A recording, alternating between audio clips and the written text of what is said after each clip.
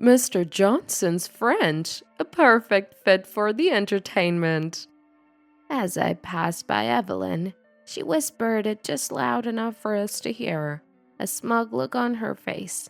That mocking sneer, so unfit for a bride on her wedding day. The speech I prepared for Scott's surprise was actually a trap set by Evelyn to humiliate us, my husband and me. Evelyn had always looked down on us for being dropouts, hurling insults at every opportunity. With her Harvard degree, she often belittled us with our favorite phrase, just dropouts. Her insistence that we participate in the wedding if we wanted to attend was probably a scheme to make us the laughingstock in front of her family. Dropouts giving a speech in French? Impossible, she must have thought. Evelyn probably expected a pitiful, broken French-speaking old man trying to show off. We'll be fine. Don't worry about us. Just look forward to it. We reassured Scott, who looked anxious, determined to put Evelyn's arrogance in check. I grasped the microphone firmly. I'm Violet, turning 70 this year. Though we faced some hardships in our youth, we now live an ordinary life as a regular family. We've always cherished Scott, our eldest son, sparing him the struggles we endured. Our efforts paid off when he met a woman and decided to marry. Sadly, this wedding made us face hardships once again. The first time we met Evelyn, our future daughter-in-law, was when they visited us for a family meeting. Initially, Evelyn seemed modest and gentle, so we were happy that such a wonderful person would become Scott's wife. We were thinking of just submitting the marriage papers and skipping the ceremony. What a waste! Let's celebrate it properly. Yeah, we can contribute financially, so have a nice ceremony. Our discussion about the wedding was cordial throughout. It changed when Taylor, my husband, started talking about Scott's past. We're glad he was born smart, unlike us. He even went to a national university. Evelyn, didn't Taylor graduate from a public university? No, we didn't go to high school. What? So, are you both dropouts? Evelyn asked, looking surprised. We had to help with the family business instead of going to school. Though not something to be proud of, we just smiled wryly at her reaction. We had always wished to study like everyone else, but we were proud of our family and didn't resent our circumstances. It's quite shocking to hear dropouts, isn't it? Yes, it's a relief Scott didn't inherit the lack of intelligence. What do you mean? Having dropouts as in-laws, it's making us silk purrs out of a sow's ear, she said with a smile. The room went silent in an instant. While it wasn't something to brag about, her blatant disrespect made Taylor and me exchange looks of disbelief. We were shocked by her cruel words, but she seemed unbothered, even asking playfully, "Oh, was that too difficult for dropouts?" Her carefree smile left us speechless. We swallowed our words, choosing to believe she meant no harm. However, Evelyn's behavior was nothing but malicious, looking down on us as pitiable, uneducated in-laws. It must have been because of the word dropout that they thought we were pathetic in-laws with no education. Ever since then, she started hurling insults at us every opportunity, with an attitude you'd never imagine from the first impression. You two got married quite young, didn't you? Was that because there was nothing else to do? That's not true. We really got to know each other and then decided to marry. A time when free love was possible, huh? But still, ending up marrying a dropout, it means you could only find someone on the same level, right?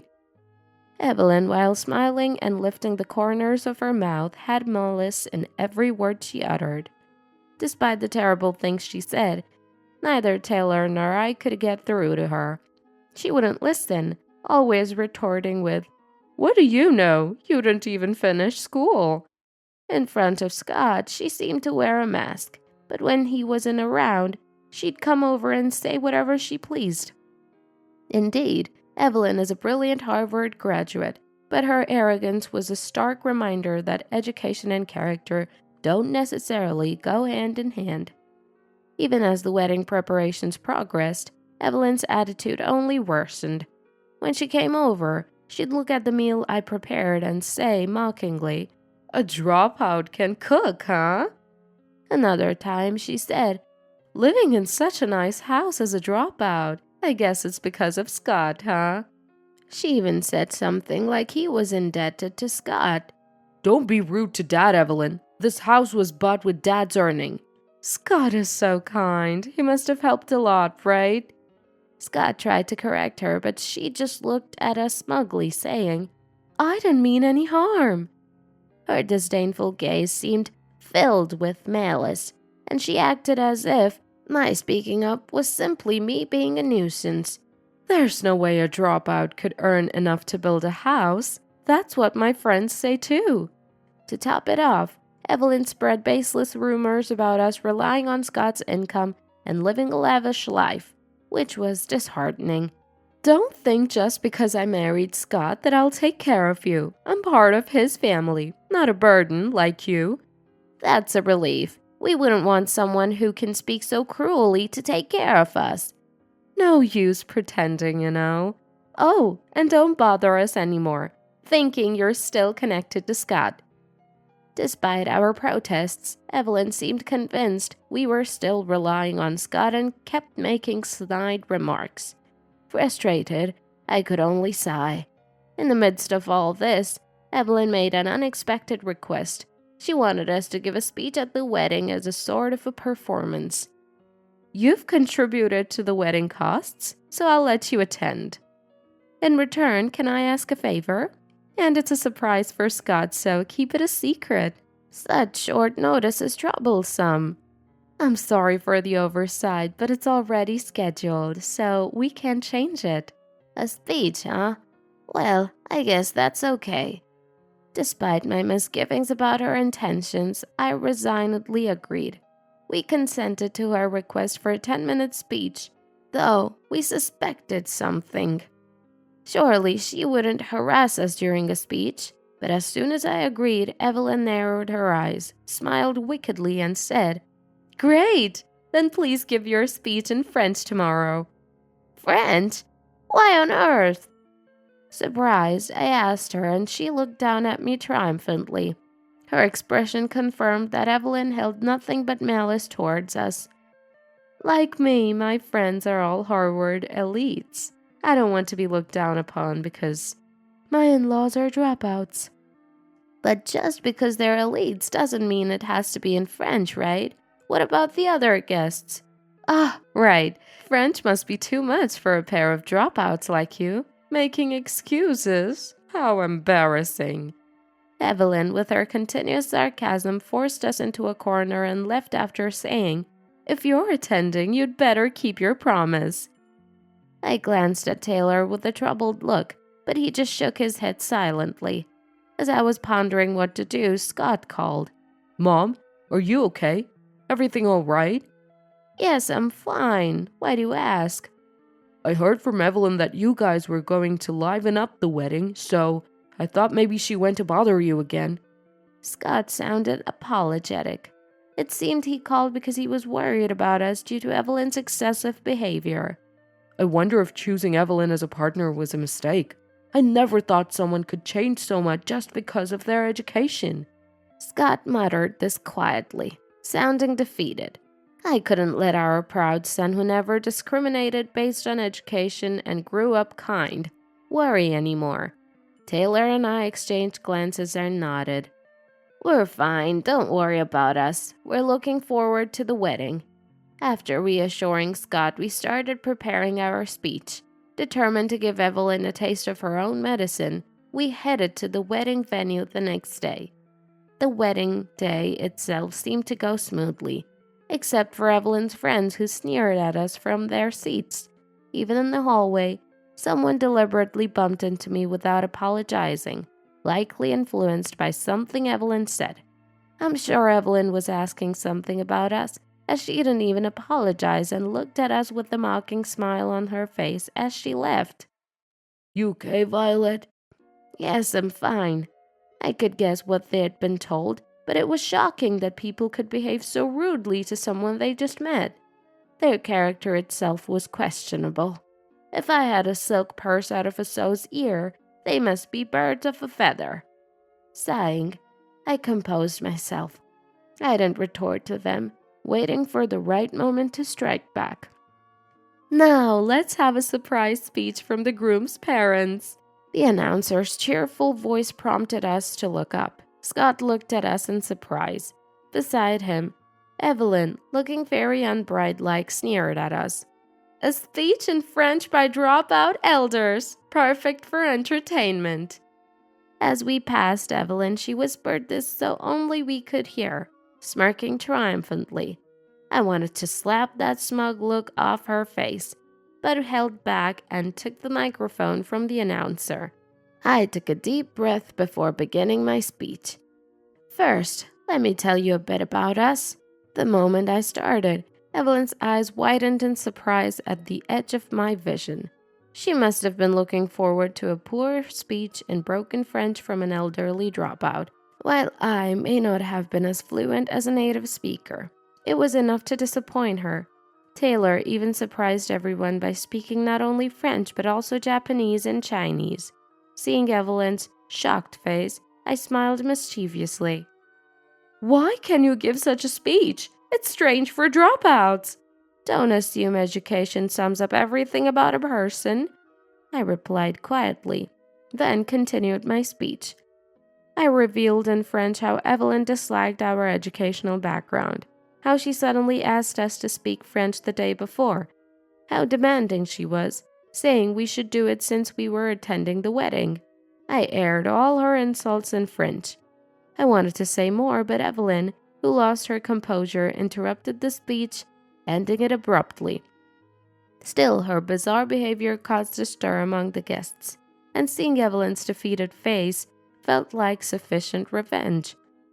Sorry for the trouble, but that was a surprise speech from the groom's parents. Thank you. No, thank you. That was impressive pronunciation. Did you study abroad? No, I'm embarrassed to say I only went to school up to junior high. While it's true that I dropped out, it was to help with the family business. Taylor also dropped out, but like me, he helped his family and not only turned their company around, but grew it significantly. He's now the CEO. Taylor worked hard and climbed up from nothing, even starting his own company. He had the talent to acquire necessary knowledge through self-study, so not being able to attend school was a minor issue for him. Taylor and I met through work. Realizing we had similar backgrounds, he helped with my family's business, a great benefactor. I really appreciate you helping my family.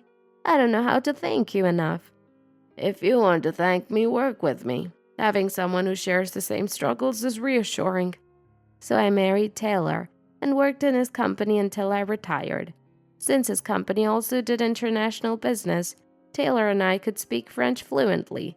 I turned to Evelyn with a smile and said, The one who asked us to give a speech in French at this wonderful place was the bride. She arranged this to ensure that we, as dropouts, wouldn't be ridiculed by her and her high-educated friends from Harvard. Evelyn, who had requested the speech in French, seemed unable to understand it well and looked troubled. She probably didn't understand the content of our earlier speech.